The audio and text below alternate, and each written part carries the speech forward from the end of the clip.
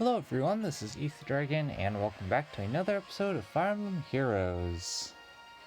So here we are again, derping around in Ether Raids, and spoiler alert, we haven't done too well on offense this week. Just a lot of teams had too many threats we can't take care of without Bolt Tower damage, and they weren't in range of Bolt Tower. Well, we just couldn't wait that long. Lots of things went pretty wrong this week, so we're not staying in Vault of Heaven this week, which I pretty much expected. But this team here is going to give us a run for our money for our last match here. There's a couple of ideas here. We could bait out Python. Unfortunately, there's Spendthrift Bow, there's Chill Attack, there's Lull Speed Defense, and he is fast enough to not get doubled by Nino, but we can also set it up so he can't double us because there's no chill speed here, so we're free to keep our speed. But that's about it. We barely missed the kill on Python here. Trademark. It's not really barely missed the kill, but it kind of is. Nino's max attack is without Brazen range is 101. And then minus 12 from Lull Speed Defense, and then minus 14 from Chill Attack and Spendthrift Bow. That's overall minus 26, aka 75, I believe, and he has 85 res bulk. So we missed a kill by around 10 if I did things correctly here. Yeah, not great.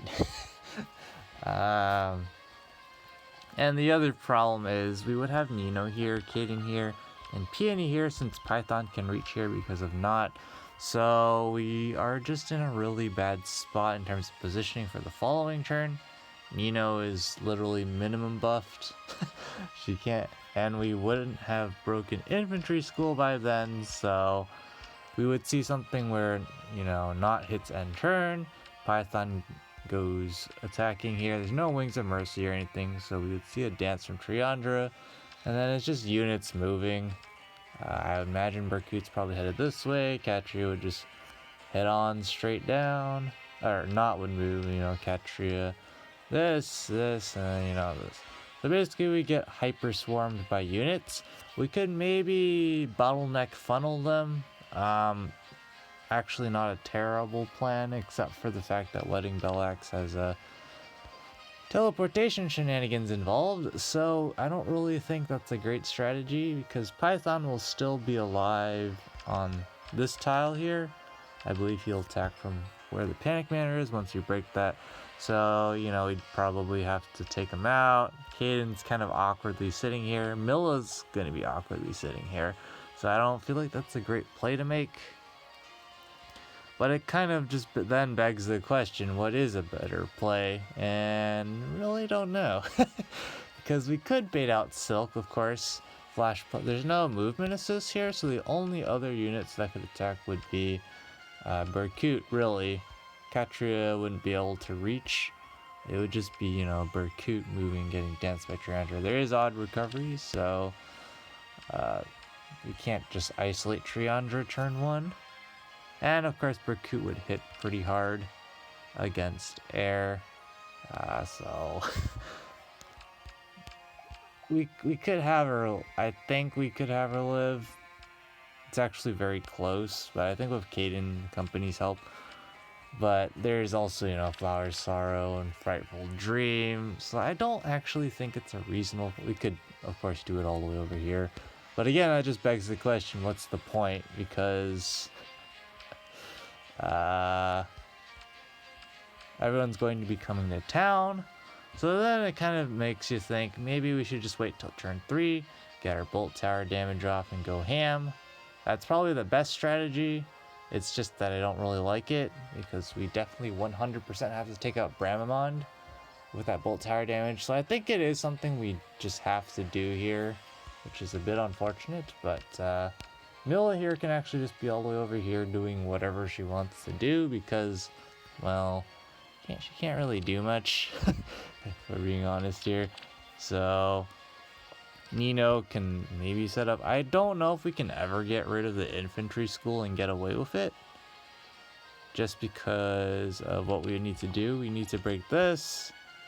So some melee unit, I guess. And then we need someone to break the infantry school and then get out of range. So that doesn't seem feasible. So I feel like this bait turn 1 is just absolute death because we just can't run away. We'd have to burn an attack here, and there's not here. Catria's here, so she can reach all the way to here, around these tiles, kind of a deal. And Nino is in a bad spot here because Peony's actually here. Cadence, maybe things would work out, but with Bramamon headed that way as well, with not here, we just can't leave anyone here because Bramamon's going to obliterate them. So yeah, not entirely sure what we're going to do about that. I do feel like our best bet is just to bait out Silk. That's pretty much it, and it's not very good. Let's put it that way. And we would be heavily reliant on bolt tower damage to win. And it's not terrible to rely on bolt tower damage, but we're not planning anything really here. So I just don't feel like it's going to end well. Maybe we could bait it out with Nino. Maybe that's just better. But again, it's kind of the Flower of Sorrow line of things.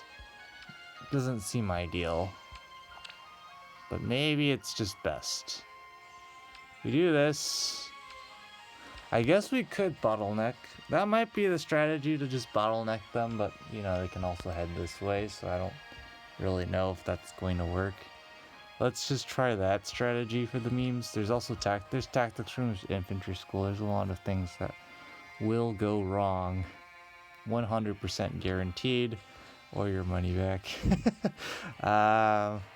So yeah, I'm not sold on this play either. Get hit by infantry school at this point. We could break this, you know, but then we have to deal with Python and Silk and Berkut, so that seems terrible. But Berkut's going to hit like a truck, even though he's blue, because, you know, he'll have 61 attack since he's getting danced. 61 drops down to 49. And Nino drops down to 33. 30. 26. So yeah, you can kind of see there. We're taking more than 0. That's a lot.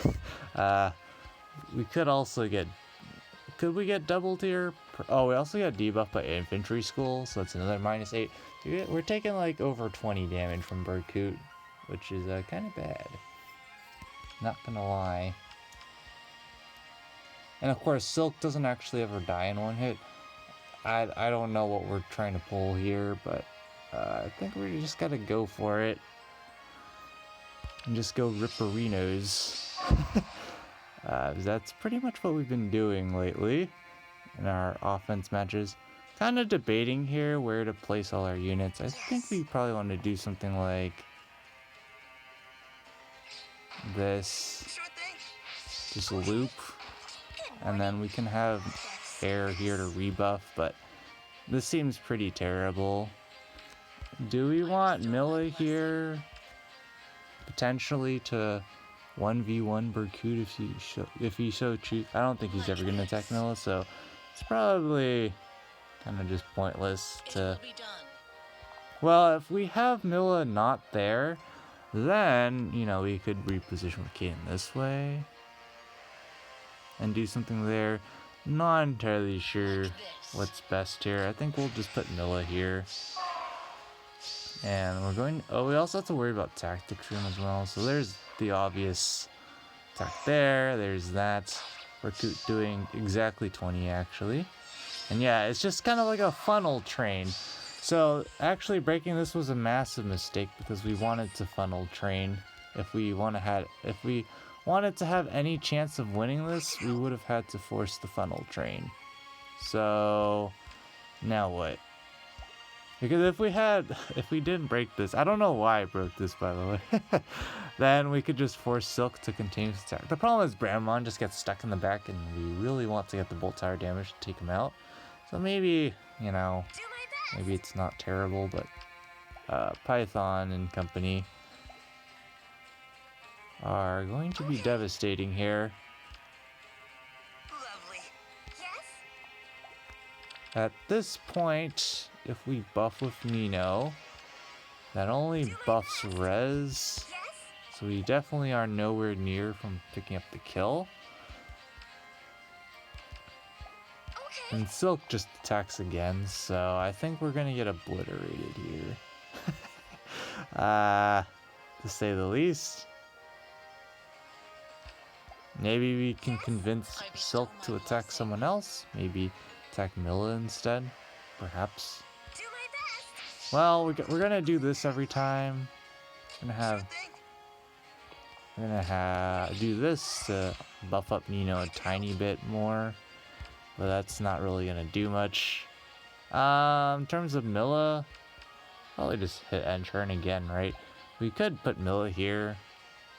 Seems interesting, but not interesting enough. Like this. This is a very terrible play, by the way. Would not recommend. Alright, there's the flash. Yeah, Bramon teleports in. So what we really needed to do. I forgot. My intention was to get Milla to beat out Silk, but then that like did everything I was not intending to do. So because of that, we're screwed. I mean, I don't even know if we can kill Python here without Air's help. Sure thing. I guess we could do this. This doesn't change anything. It's just GG at this point, because there's just going to be a rampage. So it's just another L. Probably with some better game plan we would have done better.